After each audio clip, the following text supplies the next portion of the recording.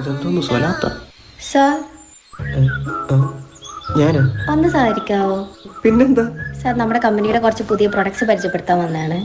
എടുത്തിക്കോളൂ. ഈ തറവാട്ടി സ്ത്രീ സാന്നിധ്യോ? ഇങ്ങനെ വെയിലത്ത് നടക്കുന്നതൊക്കെ ബുദ്ധിമുട്ടല്ലേ? പിന്നെ സാറ് ചെലവിന് തരുമോ? വേണമെങ്കിൽ തരാം. അച്ഛാ, ഇതെങ്ങനെ മോരെ പെണ്ണെ വിളിച്ചിറക്കിക്കൊണ്ടോ നിൽക്കുന്നു? ഒന്നാമത്തവനെ രണ്ടാമത്തവന് ദേ രണ്ടും കേട്ടവൻ ഇവിടെ ഞാൻ നിൽക്കുമ്പോഴാ.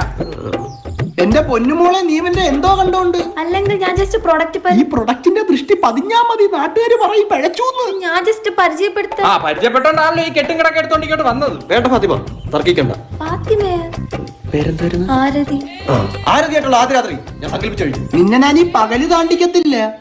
ഇനിയൊരു ശക്തിക്കും ഞങ്ങൾ പിരിക്കാനാവില്ല. വിട്രോ. നിന്റെ കഷ്ടാലം മോളെ, ഞാൻ പോയി നിലവിളക്ക് എടുക്കട്ടെ. വയ്യേ പിന്നെ ഞാൻ കൂടെ അവിടെ ഈത്തപ്പഴത്തിന്റെ കുരു കളയാൻ നിൽക്കുന്ന. അവന്റെ പെണ്ണിറങ്ങി വന്നോണ്ട് അവൻ കെട്ടുന്നു. എന്ന് വെച്ച് ഞാനല്ലേ മൂത്തത്? അവളെ ഞാൻ കെട്ടിയിട്ട് മതി അവൻ കെട്ടുന്നത്. നിർത്തണ പൊട്ടന്മാരെ. ഭാരതല്ല ഇന്ത്യ. ആരതി നീ പടകൊഴി. എന്റെ പൊന്ന് കാരണവരെ ഞാൻ എന്റെ കമ്പനിയുടെ കുറച്ച് പ്രൊഡക്ട്സ് വിൽക്കാൻ വേണ്ടി വന്നേ, അല്ലാണ്ട് തന്റെ ഓന്റെ പ്രൊഡക്റ്റ് വാങ്ങാൻ വേണ്ടി വന്നതല്ല. ആരതി പോലെ കുറച്ച് നേരം പ്രസവിച്ചാലോ. ഒന്ന് കൂടെ നിന്നായിരുന്നു ഇപ്പൊ കല്യാണം നടന്നു പോയത്.